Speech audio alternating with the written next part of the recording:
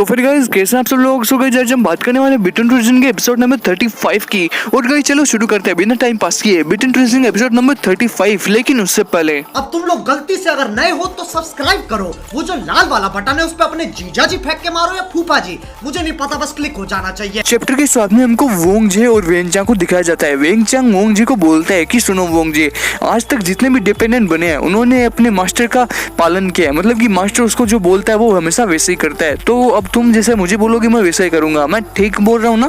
फिर वेनचांग को बहुत ही बुरा गुस्सा आ जाता है। वो वोंगजे को बोलता है कि सुनो वोंगजे, कि आज हम अपनी जितनी भी ग्रेट पावर्स है उसका यूज करके जितने भी वेम्पायर्स है जो इंसान बनने के लायक नहीं है उन सभी वेम्पायर्स को मार देंगे। वेम्पायर्स का पूरा अस्तित्व हम खत्म कर देंगे। जितने भी वेम्पायर्स है, जितने मेरे डेड को मारा है, मैं उन सभी वेम्पायर्स को जान से मार डालूंगा। फिर वेनचांग उसकी बात चुपचाप सुनने लग जाता है। वो कुछ भी नहीं बोलता है। वो मन में सोचता है कि वेनचांग अभी तक इतना अच्छा था लेकिन वो पूरी तरह बदल चुका है। पता नहीं उसके दिमाग में ये खतरनाक शैतानी मतलब बातें कहाँ से आ रही है, मुझे पता नहीं चल रहा। फिर वोंगजे बोलता है कि मैं डिपेंडेंट होने के बावजूद भी ये नहीं सोचता कि उन लोगों में इंसानियत है। उन लोगों में इंसानियत नाम की चीज भी नहीं है। फिर वेनचांग वोंगजे को बोलता है कि सुनो वोंगजे, तुम्हें पता है कि इतनी ताकत का भी फायदा उठाकर हम उन लोगों की जान ले सकते थे, हम लोगों को जान से मार सकते थे, लेकिन तुमने कुछ नहीं बोला इसलिए मैं चुप रह गया। फिर वेनचांग वोंगजे को बोलता है कि अब सुनो वोंगजे, अब मैं अपनी पूरी ताकत का इस्तेमाल करूंगा और मैं कड़ी मेहनत करके उन सभी लोगों को जान से मार दूंगा। फिर वेनचांग बोलता है कि मैं अब एक बहुत बड़ा प्लान बनाऊंगा। मैं उनकी कमजोरियों को इकट्ठा करूंगा और उनकी सारी कमजोरियों को एक करके उनको जान से मारने की कोशिश करूंगा। अब मैं पूरी मेहनत उनको मारने में ही लगा दूंगा। तुम टेंशन मत लो वोंगजे, मैं उनको जान से मार दूंगा। ये सब सीन देखकर वोंगजे जो होता है उसकी आंखें फटी की फटी रह जाती है। फिर वोंगजे वेनचांग को बोलता है कि तुम बिल्कुल भी नहीं बदले हो, तुम एकदम वैसे ही हो जब तुम क्लासिकल एज स्टूडेंट थे।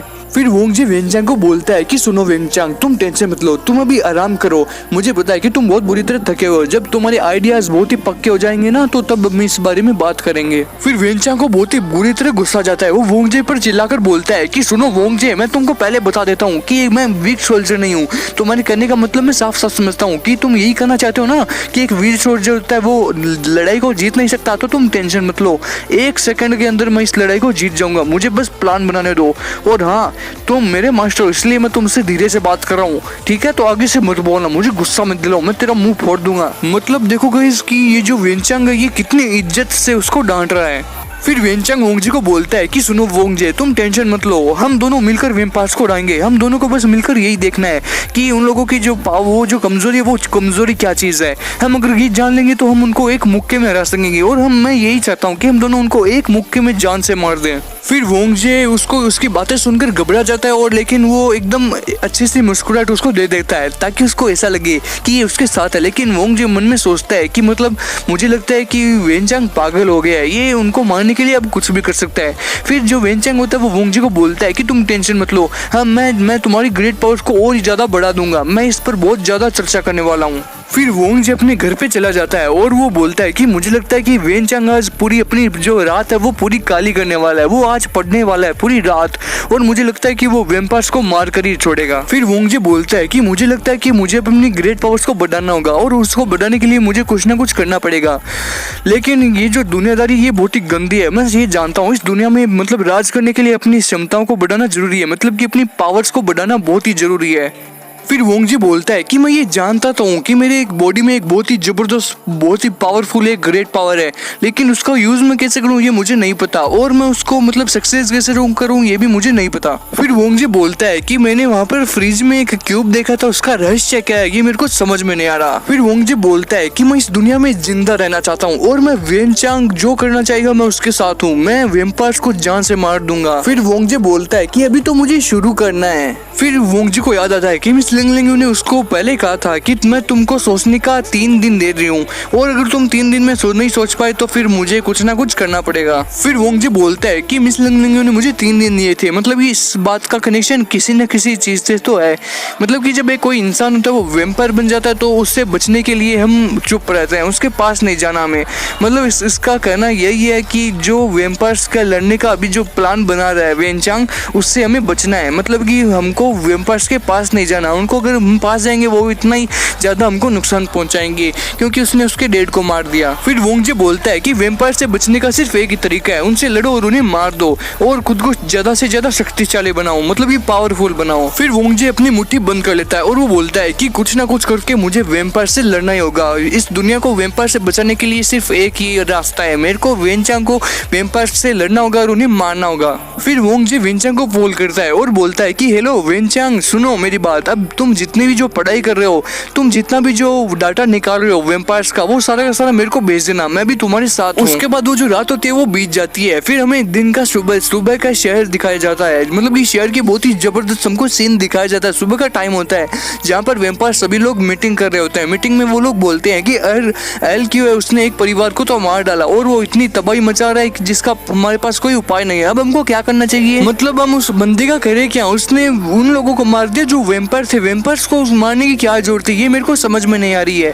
मतलब वहाँ पे मीटिंग में ये सब बातें चल रही होती है और वो बोलते हैं कि मतलब हमारा जो किंग है, वेम्पायर्स का किंग है, उसकी बेइज्जती की है एल क्यू ने, अब क्या किया जाए उसका, आप सब लोग देख लो। फिर वो सब लोग एक साथ बोलते हैं कि उसने किंग का अपमान किया है, मतलब कि उसने किंग की बेइज्जती की है। फिर हमें वेम्पायर्स के किंग के पैलेस का सीन दिखाया जाता है जहाँ पर चारों ओर कोहरा ही कोहरा होता है और एकदम सनसनाहट सी रहती है। उसके बाद हमें पैलेस के अंदर का सीन दिखाया जाता है जहाँ पर वो वेम्पायर्स का किंग बैठा होता है और उसके सामने उसके बहुत ही बड़े बड़े असिस्टेंट्स बैठे हुए होते हैं। फिर वो एक पेपर पढ़ता है जिस पर लिखा होता है कि उसने देशद्रोह किया है और उसको पद से हटाया जाए, मतलब कि उसको मार दिया जाए। उसके बाद वो जो किंग होता है वो पेपर पढ़ के वो अपने असिस्टेंट को बोलता है कि 3 दिन के बाद 7 बहुत बड़े बड़े किंगों की बैठक होगी, मतलब कि 7 किंग्स की मीटिंग होगी जिसमें ये नतीजा लिया जाएगा कि एल क्यू का क्या किया जाना चाहिए। फिर वो अपने असिस्टेंट को बोलता है कि मिस लिंगलिंग को जल्दी से जाकर कह दो ये जो मीटिंग है उसमें उसका आना बहुत ही जरूरी है, उसको भी पता चलना चाहिए कि कितनी तरक्की कर रहे हैं वेम्पायर्स। फिर उसके जो असिस्टेंट होते हैं वो बोलते हैं कि जी महाराज, जैसा आप कहें, आपका आदेश सलाखों पर। फिर हमें हॉस्पिटल का सीन दिखाया जाता है जहाँ पर वोंगजे जाता है और वोंगजे वहाँ पर डॉक्टर से मिलता है। डॉक्टर उसको बोलता है कि क्या आप अपना हेल्थ कार्ड लेकर आए हैं। फिर वोंगजे एक आदमी से मिलता है और वो उसको बोलता है कि कैसे हो अंकल, आपको जांच करवानी चाहिए। फिर वो बोलता है कि अरे नहीं वोंगजे, मैं ठीक हूँ, मुझे जांच करने की आवश्यकता नहीं है, मेरा जो हेल्थ है वो बहुत ही अच्छा है, मेरे को कोई भी चेकअप कराने की जरूरत नहीं है। फिर वो बोलता है कि इतना जिद्दी मत बनो अंकल, अभी आपको जांच करवा लो, आप चेकअप करवा लो, क्या दिक्कत है, इसमें क्या जाता है आपको पता चल जाएगा कि आपका हेल्थ कैसा है। फिर वोंगजे बोलता है कि ओ यार क्या करूं, ये लोग मुझसे इतना डर क्यों रहे हैं। फिर वोंगजे मन में सोचता है कि मैंने मिस लिंगलिंग तो बोल दिया कि मैं तुमसे वादा करता हूँ कि मैं तुम्हारी मदद करूंगा, लेकिन मैं वेनचांग की मदद कैसे करूँ। अगर मैंने उसके साथ वादा कर दिया तो फिर वेनचांग के साथ भी मैंने वादा कर दिया, मेरे को कुछ भी समझ में नहीं आ रहा है, मैं बहुत ही बुरी तरह फंस गया हूँ। फिर वोंगजे मन में सोचता है कि मिस लिंगलिंग ने मुझे अपना डिपेंडेंट बना लिया, लेकिन उसने मुझे नौकर की तरह नहीं रखा, उसने मेरे मन पर नियंत्रण नहीं किया, मतलब कि कंट्रोल नहीं किया। मतलब ये सब इतना अजीब हो रहा है, मैं क्या बताऊँ। उसने मेरी बहुत तरीके से मदद की है लेकिन मैं उसके साथ धोखा भी नहीं कर सकता। फिर वोंगजे बोलता है कि मुझे अभी रूम पर जाना होगा क्योंकि कल मुझे निकलना है मीटिंग के लिए, तो अब मुझे वेनचांग के डेट का तो मतलब ध्यान में रखना पड़ेगा उसकी बात को, लेकिन उसको तो मैं भूल नहीं सकता, तो चलो कोई ना चलते हैं। उसके बाद उसके पीछे से कोई सुंदर सी लड़की आती है। फिर वोंगजे बोलता है कि अरे ये लड़की तो मैंने शायद इस लड़की को कहीं पे देखा है। फिर वोंगजे बोलता है कि अरे हाँ याद आ गया, ये तो वही लड़की है जिसकी मैंने मदद की थी उस रात को। फिर उसके पीछे एक आदमी दौड़ता हुआ आता है, वो उसको बोलता है कि न्यू मेरी बात सुनो, इस बार आखिरी सीजन है, हम कुछ भी नहीं कर पाएंगे, फिर अगर तुमने एक बार मेरे साथ दे दिया तो हम साथ में घर पे जा सकते हैं, प्लीज मेरी बात तो सुनो, मैं तुमको आज डिनर पर लेके जाऊंगा बहुत ही जबरदस्त तरीके से। फिर वो जो आदमी होता है वो वोंगजे को देखकर वहीं पे रुक जाता है, वो आगे आने की कोशिश नहीं करता। फिर वोंगजे को शक हो जाता है।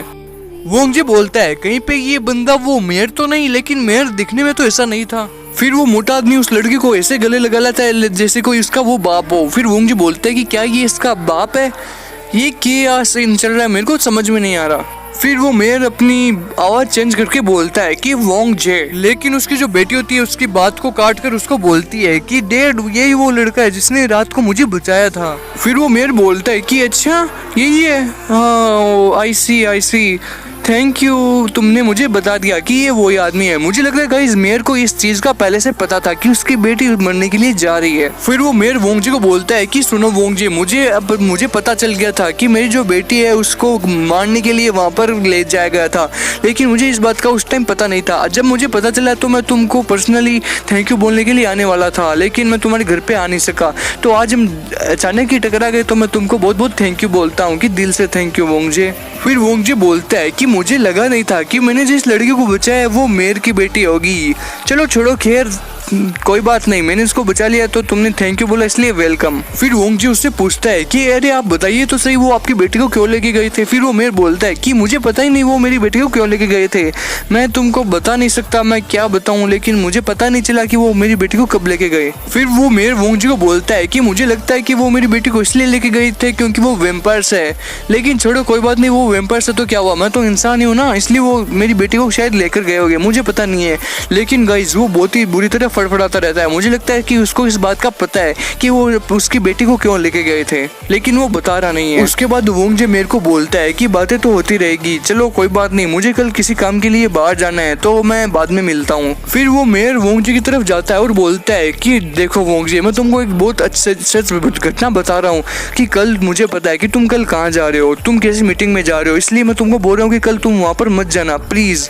फिर वो बोलता है वोंगजी को कि देखो वोंगजी, ये एक जाल है, अर्ल क्यों तुमको मारना चाहता है, वो तुमको फंसाना चाहता है, इसलिए वो तुमको वहाँ पर बुला रहा है, प्लीज मत जाना। सो गाइज जो बिटन टॉक्स का चैप्टर नंबर 35 है वो यहीं पे खत्म होता है, और गाइज नेक्स्ट एपिसोड बहुत ही जल्दी आएगा। लेकिन गाइज सबसे पहले आप सब्सक्राइब करो चैनल को, वीडियो को लाइक करो, कमेंट में बताओ कि वीडियो कैसा बना, इसलिए गाइज मैं वीडियो बनाता हूँ, और मैं बनाता क्यों, मुझे रिव्यू तो दो कि मुझे पता तो चले कि आपको वीडियो कैसा लगा। सो गाइज बिटन टॉक्स का चैप्टर नंबर जो 36 है वो बहुत ही जल्दी आएगा। मिलते हैं नेक्स्ट एपिसोड में, लेकिन जाने से पहले अब अगर तुम लोग नए हो तो सब्सक्राइब करो, वो जो लाल वाला बटन है उसके साथ स्कैम करो या फिर महफिल जमाओ, मुझे नहीं पता, बस क्लिक हो जाना चाहिए।